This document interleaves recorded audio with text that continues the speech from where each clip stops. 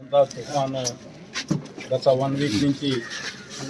రాష్ట్ర ప్రజలందరూ కూడా అనేక ఇబ్బందులు, అలాగే ఎవరైతే పేదలు ఉన్నారో పక్కా గృహాలు లేకపోతే లో లెవెల్ ఏరియాలో ఉన్న పేద ప్రజల్ని సేవ్ చేయాలి, వాళ్ళకి ఎలాంటి ఇబ్బంది రాకూడదని చెప్పి రాష్ట్ర ప్రభుత్వం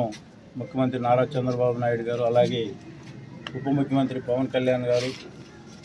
అలాగే మన యువ నాయకుడు లోకేష్ బాబు గారు ఏ విధంగా రాష్ట్రంలో ఉన్న అధికార యంత్రాంగాన్ని, అలాగే కూటమి ప్రభుత్వంలో ఉన్న నాయకుల్ని సన్నద్ధం చేసి ఎక్కడా కూడా రాష్ట్రంలో ఏ పేదవాడికి కూడా ఇబ్బంది కలగకూడదని చెప్పి చాలా సిస్టమేటిక్గా, ఇంతకుముందు చాలా తుఫాను చూసాం, కానీ ఈసారి పేదవాళ్ళు ఎక్కడా కూడా చిన్న నొక్కిడి కూడా లేకుండా వాళ్ళని సేవ్ చేయాలి, అలాగే నష్టం కూడా జరగకుండా చూడాలని చెప్పి గౌరవ ముఖ్యమంత్రి గారు తీసుకున్న చర్యలు మనందరం కూడా చూసాం. నిద్ర కూడా పోకుండా 7-10 వయసులో సచివాలయంలోనే కూర్చొని రాష్ట్రంలో ఎక్కడ చిన్న ఇన్సిడెంట్ జరిగినా కూడా డైరెక్ట్గా కలెక్టర్ గారితో మాట్లాడడం, అక్కడ ఉన్న పరిస్థితుల్ని ఆయన ఎప్పటికప్పుడు మానిటరింగ్ చేస్తూ, సేమ్ టైం ప్రజాప్రతినిధులు కూడా అలర్ట్ చేస్తా ఏ విధంగా చేశాడు ఈ విపత్తుని మనందరం కూడా గుర్తుంచుకోవాలి. అదేవిధంగా మనం ప్రతిపక్షంలో ఉన్నప్పుడు కూడా ఇప్పుడు మన్నేటికోట సంఘం కానీ, అలాగే కరేడులో ఉన్న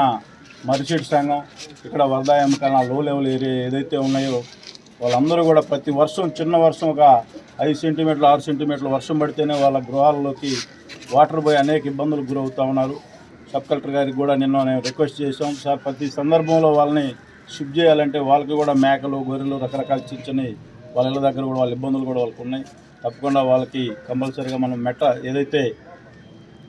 ఇబ్బందులు లేని ఏరియాలో వాళ్ళకి హౌస్ ప్లాట్లు ఇవ్వాలని చెప్పి గౌరవ సబ్ కలెక్టర్ గారికి కూడా చెప్పడం జరిగింది. ఇవన్నీ కూడా ఈ ప్రభుత్వం, ఈ కూటమి ప్రభుత్వం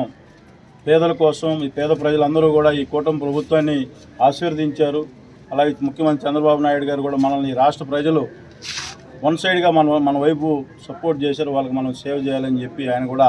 ఒక ఆలోచనతో ముందుకు పోతూ ఉన్నారు. తప్పకుండా ఏవైతే మన కాన్స్టిట్యున్సీలో ఉన్న ఈ లో లెవెల్ ఏరియాలో ఉన్న ప్రజలను కూడా సేవ్ చేయాలని చెప్పి సబ్ కలెక్టర్ గారు, అలాగే కలెక్టర్ గారు సహాయ సహకారాలతో తప్పకుండా వాళ్ళందరికీ కూడా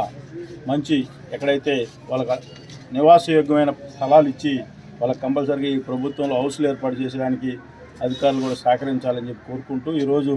పేద ప్రజలు 3 రోజులు కంపల్సరీగా మనం ఏవైతే తుఫాన్ షెల్టర్స్ ఏవైతే ఉన్నాయో వాటి అన్నింటిలో పెట్టాం, వాళ్ళకి 3 పూట్ల భోజనాలు కూడా పెట్టాం. ఆ తర్వాత వాళ్ళు మళ్ళీ పనికి పోవాలంటే కొద్దిగా ఇబ్బంది పడతారు, కొన్ని రోజులు మళ్ళా జనజీవనంలోకి రావడానికి టైం పట్టుద్ది. కాబట్టి ప్రతి కుటుంబానికి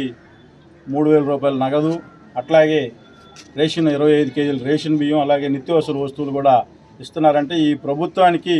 పేద ప్రజల పట్ల ఎటువంటి మంచి ఆలోచన ఉందో ఈ రాష్ట్రంలో ఉన్న పేద ప్రజలు కూడా ఒకసారి ఆలోచించాలని చెప్పి కోరుకుంటూ, ఈరోజు కొంచెం ఈ డిస్ట్రిబ్యూషన్ కార్యక్రమం కూడా అంటే లార్జ్ స్కేల్లో ఈ సరుకులు చేయాలి కాబట్టి కొంచెం వెనక ముందుగా అన్ని నియోజకవర్గాలు ఎవరైతే ఎక్కడైతే షెల్టర్స్లో ఉన్న ప్రతి పేదవాళ్ళకు కూడా ఈ సరుకులు, అలాగే దాంతోపాటు నగదు కూడా ఇవ్వడం జరుగుతుందని చెప్పి ఎవరు కూడా ఇబ్బంది లేకుండా అందరికీ 1 by 1 అందరికి కూడా కంప్లీట్ చేస్తామని చెప్పి కోరుకుంటూ సెలవు.